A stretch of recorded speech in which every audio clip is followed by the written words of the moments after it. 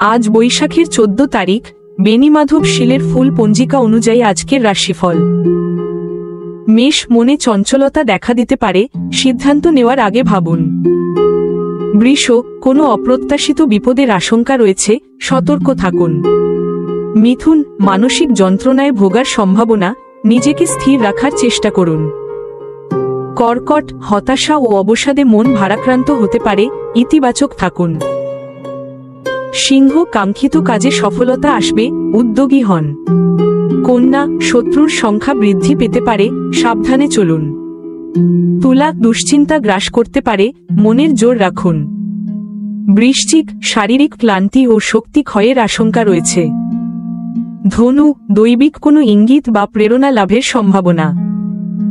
মকর, ভ্রমণের যোগ রয়েছে, নতুন অভিজ্ঞতা হতে পারে। কুম্ভ, প্রেমের প্রতি আকর্ষণ বাড়বে, আবেগ নিয়ন্ত্রণে রাখুন।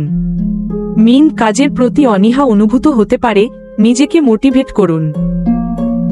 প্রতিদিন এমন রাশিফল পেতে চ্যানেলটি সাবস্ক্রাইব করে পাশে থাকুন।